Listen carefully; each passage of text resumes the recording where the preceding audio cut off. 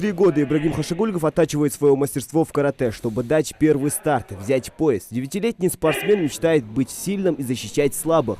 Видит свое будущее только в спортивном направлении. Ибрагим увлекается еще и боксом. Выиграть оранжевый пояс и идти дальше.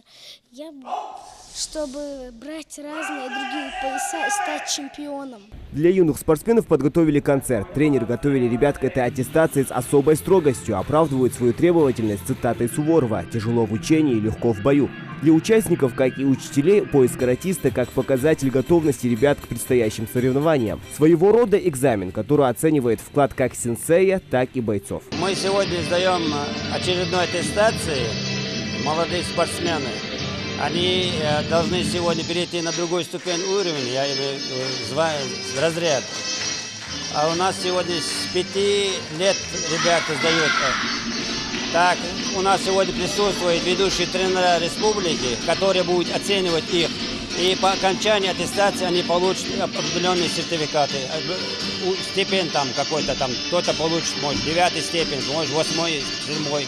На аттестации участникам нужно выполнить приемы кихон. Это основа искусства карате. Каждая комбинация выполняется несколько раз. На каждую степень кю есть свои азы, по 8 приемов. Такая практика включает в себя правильную стойку и правильное дыхание во время отработки. Карате с японского переводится как «пустая рука». Степени ученичества называются кю, а мастерские степени дан. Пояса в боевом искусстве плавно темнеют с возрастом мастерства. Всего 7 поясов, начиная с белого и заканчивая черным. Сегодня у нас выдают 56 человек. 56 ребенок. Из них они желтые пояса, несколько человек, оранжевый, зеленый и 1 человек на синий пояс. Это синий пояс на разряд.